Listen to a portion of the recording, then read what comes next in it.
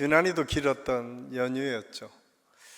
아마 고향을 방문하고 함께 오랫동안 만나지 못했던 형제들과 친지들을 만나서 서로 안부도 묻고 또 좋은 시간을 보내셨을 것입니다. 어떤 분들은 여행을 다녀오시기도 하고 어떤 분들은 좀 쉬면서 지금 앞으로 내가 해야 될 일들이 무엇인가를 점검하는 시간도 가졌을 것입니다.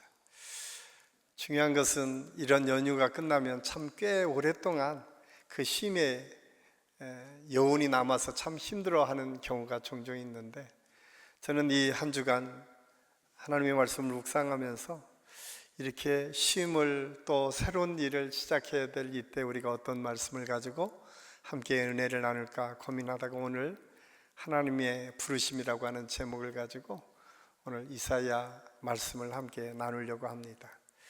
특별히 우리 한신교회가 올해 시작할 때에 여러분 어떻게 시작했는지 아십니까? 복음으로 세상과 세대를 잇는 교회라고 하는 표어를 걸고 한 해를 달려왔습니다. 처음 기도하면서 이 말씀을 받고 표어를 정할 때만 하더라도 우리는 피스메이커로 누군가에게 주님의 사랑을 증거하는 사람으로 살기를 다짐하고 시작했지만 벌써 10개월이 지나가는 이 시점에 우리를 돌아보면 우리는 어떻게 살았는가를 한번 돌아볼 수 있어야 됩니다.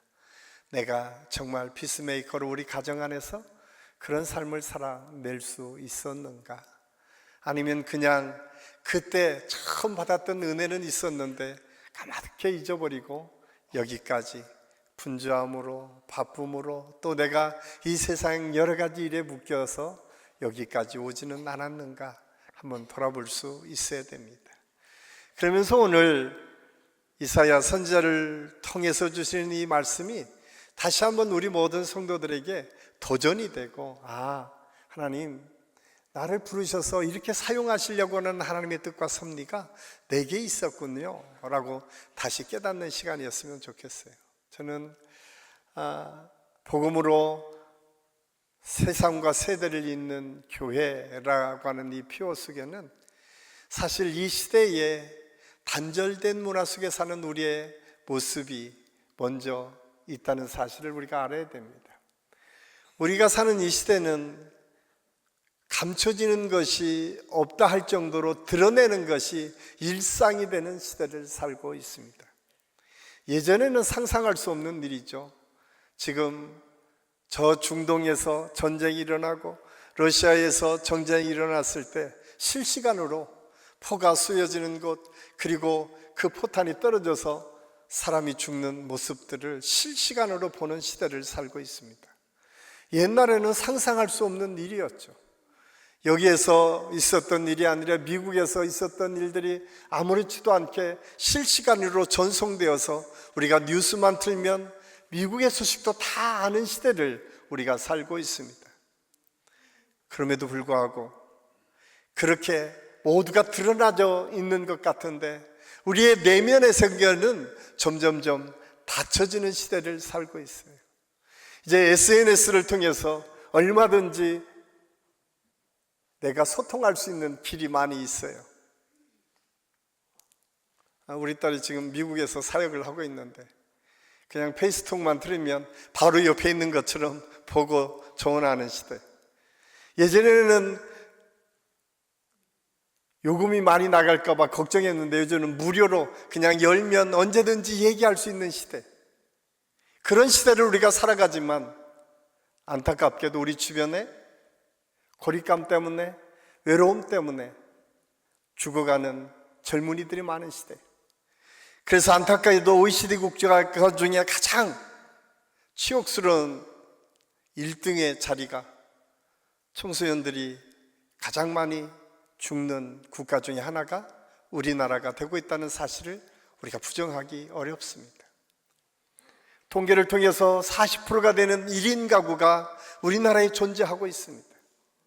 점점점 그렇게 연결된 고리는 많은 것 같고 다 드러난 것 같은데 우리는 외로움에 빠져서 정말 정작 내가 마음을 털어놓고 만날 수 있는 사람이 적은 시대를 살고 있지는 않습니까? 이런 시대에 복음으로 세상과 세대를 잇는 교회라고 하는 주제를 가지고 달려온 우리가 해야 될 일들이 무엇인가? 저는 11월 둘째 주 우리가 러브 페스타 전도 축제를 정해놓고 우리 주변을 다시 한번 돌아보는 시간을 가졌으면 좋겠습니다. 그냥 일상적으로 형식적으로 만나는 만남이 아니라 정말 중요한 생명을 구원하는 일에 우리가 어떻게 쓰임받을 것을 같이 생각하는 시간이었으면 좋겠어요. 우리 주변을 돌아보면서 아직도 예수 그리스도를 알지 못하는 사람들에게 어떻게 예수 그리스도의 복음을 증가할 것인가? 아니면 믿다가 낙심한 우리 주변의 친구들과 성도들과 자녀들을 그리고 부모님들을 바라보면서 우리는 어떻게 그들에게 주님의 복음으로 다시 일어설 수 있도록 도울 수 있을 것인가? 이번 러브 페스타를 이끌어가고 그 주간 내내 우리가 함께 기도하고 목표를 세워야 될 때요. 그건 가장 먼저는 아주 구체적으로 이름을 적어내는 데서부터 출발해요. 저는 우리 안식교 모든 성도들이 이번에 그냥 하나의 행사가 아니라 정말 우리의 삶을 새롭게 변화시켜 나가는 그런 하나님의 은혜의 시간으로 이번 전도축제와 러브 페스타가 진행될 수 있도록 여러분들이 직접 이름을 써 내려가고 시간을 들여서 그들을 위해서 기도할 때에 하나님의 역사를 경험하는 그런 은혜가 우리 모든 성도들의 삶에서 이루어지게 될 줄로 믿습니다. 복음으로 세상과 세대를 이어가는, 그래서 세대를 이어가는 것은 무엇입니까? 우리가 매 월요일마다 이 첫 번째 시작하는 월요일마다 온 가족 세대 통합 예배를 드립니다. 1년에 4번은 세대 통합 예배를 통해서 온 가족이 함께 예배를 드리는 시간을 갖습니다. 그 이유는 믿음의 대를 이어가는 축복이 우리에게 있기를 위해서 기도하고 있습니다. 아직도 우리 자녀 중에 신앙생활을 하지 않는 자녀들이 있지는 않습니까? 그냥 믿다가 어려서는 엄마 아빠의 말을 잘 듣다가 어느 순간부터 이제 머리가 컸다고 자기 마음대로 하겠다고 나오지 않는 그 자녀들을 보면서 어쩔 수 없이 그냥 외면하며 언젠가는 되겠지라고 하는 막연한 생각 속에 지내오고 있지는 않습니다. 이번에 구체적으로 기록하세요. 그리고 함께 기도하세요. 저는 우리 안식교 모든 성도들이 이번 기회에 그런 하나님의 은혜와 축복을 통해서 우리 가족들이 다 주님 앞으로 돌아오는 역사를 경험하고, 또 혹시 단절되고 관계가 깨어진 부분들이 있다면 그리스도 안에서 새로운 회복의 역사를 경험하는 축복의 시간들이 될 수 있기를 간절히 소원합니다. 그러기 위해서 오늘 이사야 선지자, 처음 하나님께서 이사야 선지자를 부르셨을 때 오늘 이사야 6장 1절에서 8절까지 말씀은 우리에게 이 시대를 어떻게, 이 시간을 어떻게 우리가 준비해야 될지를 다시 한번 말씀해 주고 있습니다. 오늘 먼저 우리에게 주시는 하나님의 메시지는 무엇입니까? 하나님이 어떤 분이신지를 알라라고 말씀하고 있습니다. 저는 우리 안식교 모든 성도들이 이번 러브 페스타를 준비하면서 가장 먼저 오늘 이사야를 부르신 하나님의 초청 앞에 이사야가 응답한 것처럼 그 초청을 우리가 응답해야 될 텐데, 가장 먼저 이사야가 어떻게 하나님을 바라봤는지를 통해서 다시 우리의 믿음을 돌아보는 은혜의 시간이 될 수 있기를 간절히 소원합니다. 첫 번째로 이사야는 세상은 끊임없이 흔들리고 변화한다고 하더라도 하나님은 하늘 보좌에서 움직이지 않고 변하지 않으시는 하나님을 바라봤다는 사실을 오늘 성경들에게 말씀해 주고 있습니다. 오늘 우리가 읽은 이사야 6장 1절은 우시아가 죽었던 해라고 하는 말로 시작합니다. 우시아 왕은 남유다의 10번째 왕입니다. 무려 그가 이스라엘을 통치한 해가 52년이나 되었습니다. 52년, 우리가 상상할 수 없는 기간이죠. 아마 여기 계신 분들이 52년 살았다라고 하면 참 오랜 시간이라 기억될 것입니다. 그런데 그 왕이 죽었다라고 하면 그 상황이라면 어떻겠습니까? 참 많이 혼란스러웠지 않았을까요? 아마 그 시대에 살았던 사람들은 참 많이 두려웠을 거예요. 왜냐하면 제가 그 경험을 했어요. 제가 태어나면서 우리나라 대통령으로 소개된 분은 박정희 대통령이었어요. 79년에 박정희 대통령이 돌아가셨을 때 아마 제 또래뿐만 아니라 저보다 어린 대부분의 사람들은 우리나라가 참 많이 흔들릴 거라고 생각했을 거예요. 망하는 줄 알았어요. 왜? 대통령은 한 분이었는데 그분이 갑자기 시해를 당했다니까 얼마나 당황했겠습니까? 18년 동안 통치했던 대통령도 그런데 52년을 이스라엘을 다스렸다면 어떻게 하겠어요? 그 상황 한번 상상해 보세요. 얼마나 이스라엘 사람들이 두려움에 있었을까? 아마 이사야 선지자가 그 시대에 오늘 이 말씀을 해요. 우시아가 죽던 해에. 그런데 이 우시아 왕이 52년을 통치할 때 초창기에 그는 나라를 잘 통치했어요. 그런데 점점점 잘 통치되니까 그 옆에 블레셋, 암몬, 아라비아들을 하나하나 점령하고 그들을 다스리기 시작하니까 잘 되니까 교만이 들어가시기 시작했어요. 이제 자기가 절대 권력을 가지고 있는 왕이 하나님의 말씀을 우습게 하는 왕으로 바뀌게 됩니다. 대표적인 사건이 역대하 26장에 기록된 성전에 들어갔을 때에 제사장만이 분향을 해야 되는데 왕이 급하게 자기가 분향하는 모습을 보고 아사랴라고 하는 제사장이 안 됩니다 라고 얘기하니까 책망하면서 자기가 그 분향을 하는 장면이 성경에 묘사되어 있습니다. 근데 성경에 그렇게 기록하고 있어요. 이때에 그에게 나병이 들었더라. 그리고 결국 그는 나병 때문에 별궁에 갇혀서 그 마지막을 대하고 있었음을 알 수가 있습니다. 그가 교만하지만 않았더라고 하면 어떻게 되었을까요? 그런데 교만이 그 마지막이 비참하게 되었음을 알 수가 있습니다. 그런 때에 지금 이사야는 하나님을 본 거예요. 오늘 1절 말씀해 보니까 이렇게 기록하고 있어요. 하늘 보좌를 보았다. 하늘 보좌를 본 이사야 선지자. 거기에는 강력한 왕이 없어지고 이제 혼란한 시대가 왔지만 여전히 변함없이 그 나라를 다스리시고 이끌어 가시는 하나님의 보좌를 보았다라고 성경이 기록하고 있어요. 이 보좌라고 하는 히브리어 뜻은 키세라고 하는 말로 쓰여져 있는데 이것은 절대적 통치를 상징하고 있습니다.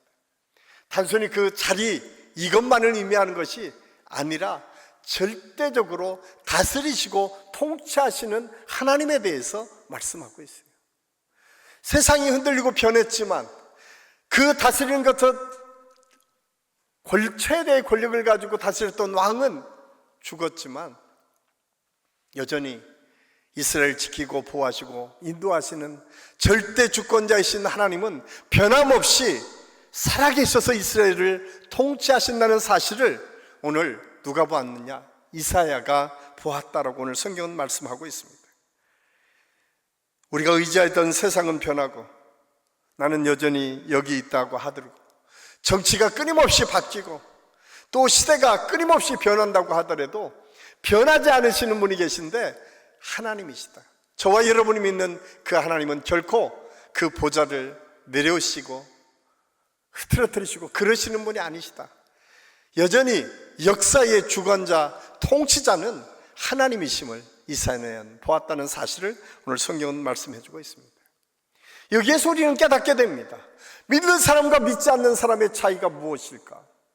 이사야는 믿음의 눈을 들어서 흔들리지 않는 하나님의 보좌를 보았던 것처럼 이 시대가 아무리 변하고 빠르게 변화할지라도 우리가 믿음의 눈을 떠서 하나님을 볼 수 있어야 돼요. 하나님의 부르심 앞에 섰던 이사야에게 가장 먼저 있었던 그 믿음의 모습, 흔들리지 않는 보좌를 지키시는 하나님, 이 역사를 주관하시는 하나님을 보았던 것처럼 저는 우리 한식교 모든 성도들이 눈을 들어 그 하나님의 보좌를 바라볼 수 있는 은혜의 역사, 축복의 역사가 있기를 간절히 소원합니다. 로봇이 그리고 빠르게 변하는 인공지능의 여러 가지들 우리의 삶을 흐트러 놓고 이제 어떻게 될까 막연하게 두려움 속에 있을 수도 있습니다. 그런데 오늘 이사야 선지자를 통해서 우리에게 가르쳐 주시는 말씀은 그 모든 것을 주관하시는 분은 하나님이시다라고 선언하고 오늘 말씀이 시작되고 있습니다. 여러분의 삶이 혹시 건강 때문에 무너져 있습니까? 아니면 여러분이 계획했던 사업들이 잘 안 되고 풀리지 않아서 힘들고 어려운 시간을 지금 보내고 계십니까? 아마 지금 겉으로 보기에는 그냥 편안해 보이지만 사업하시는 분들은 점점점 어려워진다고 하는 이때에 오늘 우리 말씀을 통해서 다시 한번 우리의 생각을 어디에 집중해야 될까? 그 사업, 그 어려움 속에 있는 이 세상의 환경에 우리의 마음을 빼앗기는 것이 아니라 그 역사, 그것을 붙잡고 이끌어 가시는 전능하신 하나님을 바라보는 믿음의 역사, 은혜의 역사가 우리 모든 성도들에게 있을 수 있기를 예수님의 이름으로 간절히 축원합니다. 그리고 이어서 이사야 선지자는 그렇게 말합니다. 2절, 3절 말씀해 보니까 그 하나님 앞에 스랍들이 모여서 하나님을 찬양하고 예배하는 모습을 봤다. 성경은 말씀하고 있어요. 이 말씀을 통해서 우리가 깨닫는 것은 무엇입니까? 거룩하다, 거룩하다, 거룩하다 외치는 천사들의 모습을 보았다는 거예요. 오늘 성경은 그것을 우리에게 말씀해 주면서 우리가 예배 때마다 우리가 하나님의 보좌를 바라보면서 고백해야 될 것이 무엇인가? 오늘 하나님의 성전에 하나님의 임재하심이 가득했다라고 성경이 기록하고 있어요. 심지어는 진동했다라고 표현하고 있어요. 저는 예배 때마다 그런 은혜가 우리에게 있었으면 좋겠다.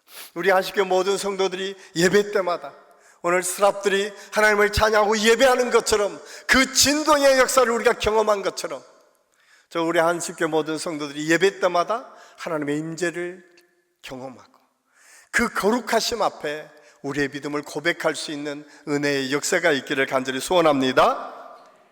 흔들리지 않는 믿음으로, 혹시 우리가 지금까지는 흔들렸다고 하더라도, 혹시 지금까지 이 세상에 우리가 붙잡혔다 하더라도 하나님을 바라보는 믿음으로 우리가 새로워질 때 거기서부터 하나님의 능력의 역사가 시작된다는 사실을 알 수가 있습니다. 그런데 놀랍게도 오늘 이사야 선지자는 두 번째로 이 흔들리는 세상 그 속에 스스로를 돌아볼 수 있었다라고 하는 사실을 말씀하고 있습니다. 그래서 하나님의 부르심은 스스로를 새롭게 보는 데서부터 또한 출발함을 우리에게 말씀해 주고 있습니다. 오늘 하나님께서는 이사야 선지자를 불러서 단순히 일을 시키기 위해서, 뭔가 일을 만들기 위해서 그를 부르신 것이 아니라 먼저 이사야를 바꾸어 가신다는 사실을 알 수가 있습니다. 저는 오늘 러브 페스타를 준비하면서 우리 한식교회가 한 사람 이상 전도해서 더 많은 분들이 함께 예배하는 것 아주 중요하죠. 그런데 그보다 더 중요한 것은 우리 한 사람 한 사람이 하나님 앞에 서서 나의 변화를 경험할 수 있어야 돼요. 오늘 이사야 선지자는 그렇게 고백합니다. 화로다. 하나님 앞에 서니까 가장 먼저 보여지는 것이 다른 사람이 아니에요. 문제가 아니었어요. 스스로를 돌아볼 수 있었어요. 그 스스로가 어떤 모습이었습니까? 오늘 그는 스스로를 바라볼 때 화로다, 내가 망하게 되었다 라고 말하고 있습니다. 이 망한다 라고 하는 이 말 속에 내가 무너지고 깨어지는 것을 경험하는 오늘 이사야 선지자의 고백이 이 속에 있음을 알 수가 있습니다. 저는 오늘 이 말씀을 준비하면서 도대체 왜 이사야 선지자가 이렇게 스스로를 돌아오면서 화로다 고백했을까? 그 이유는 죄인이기 때문에, 연약하기 때문에이기도 하지만 스스로를 보게 되었어요. 그 스스로 보게 된 게 5절의 말씀입니다. 우리 5절 말씀 우리 같이 한번 읽겠습니다. 그때에 내가 말하되 화로다 나여 망하게 되었도다.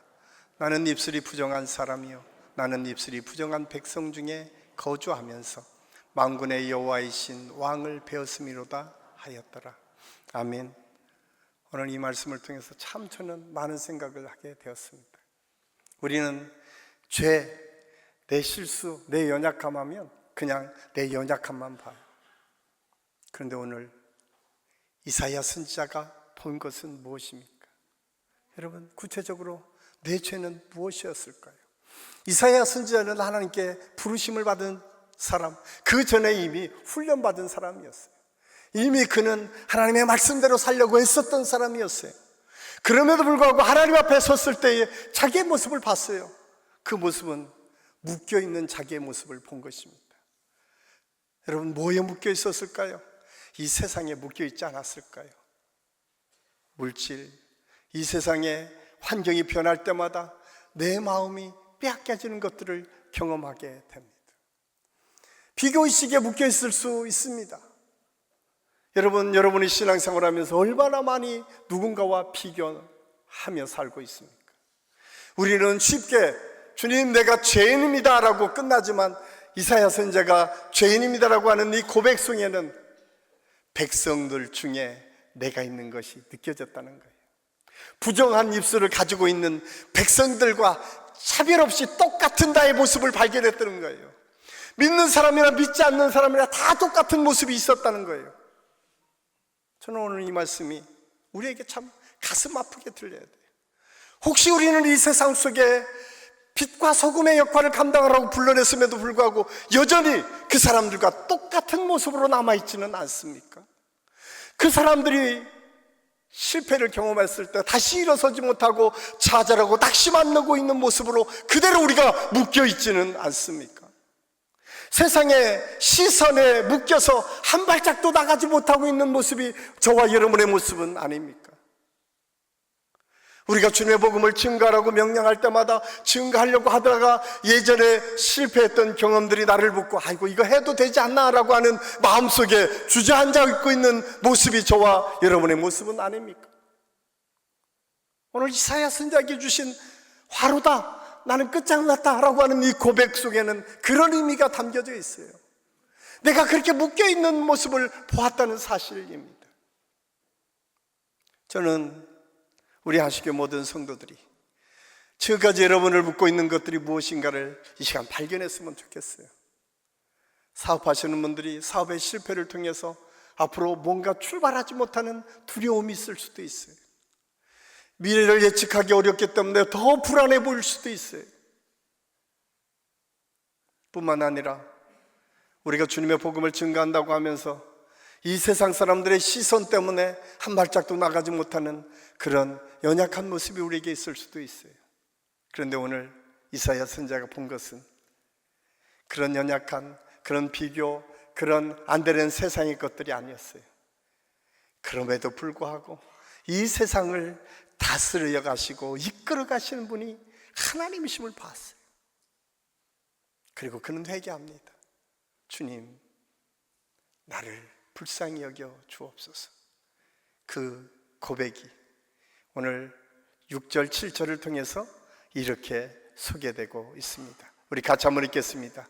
그때에 스랍 중 하나가 부젓가락으로 제단에서 핀숯을 가지고 내게로 날아와 그것을 내 입에 대며 이르되 보라, 이것이 내 입술에 닿았으니 내 약이 제하여졌고 내 죄가 사하여.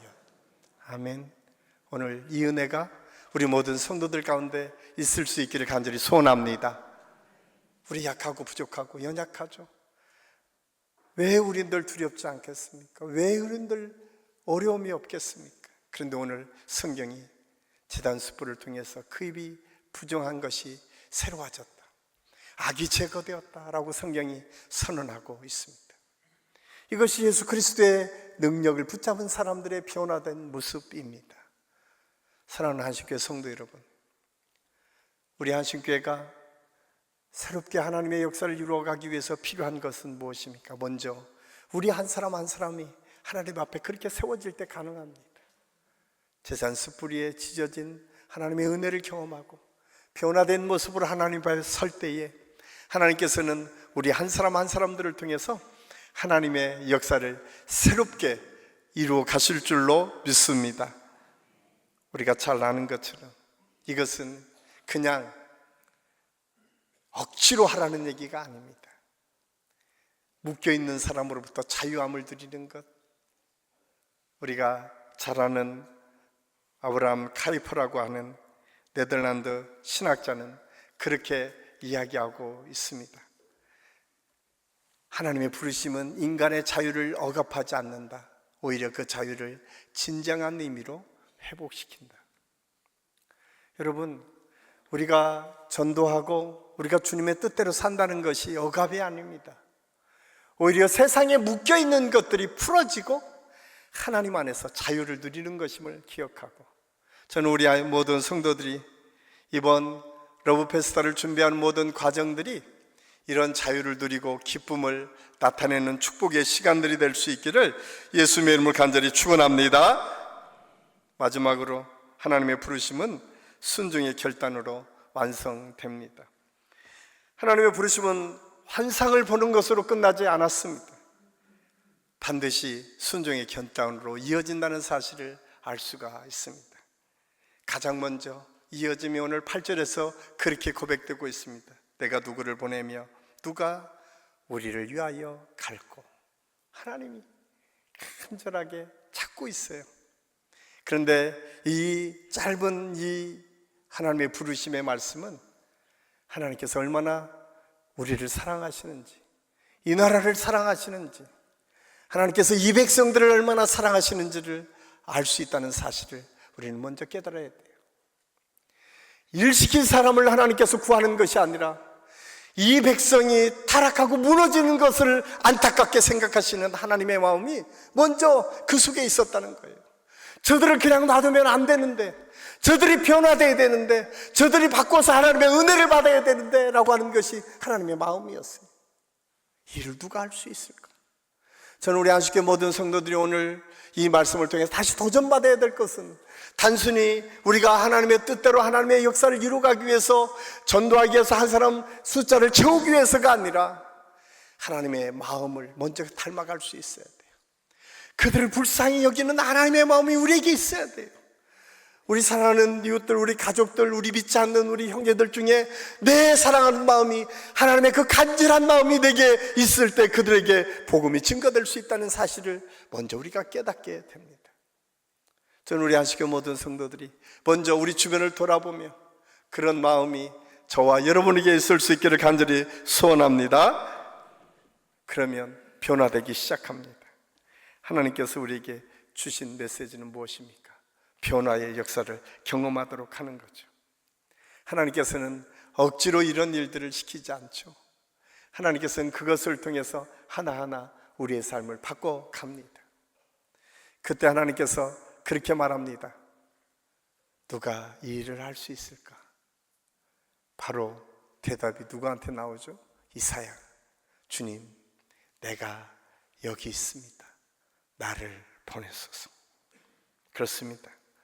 내가 여기 있습니다. 나를 보내소서라고 하는 이 말씀 속에는 아주 깊은 고백이 담겨져 있어요. 원래 나를 보내소서, 내가 여기 있나이다 라고 하는 이 고백에는 힌네니라고 하는 히브리어로 쓰여져 있어요. 내가 여기 있나이다. 힌네니. 그런데 놀랍게도 이 히브리어가 쓰여진 곳에는 이사야 6장에만 기록된 것이 아닙니다.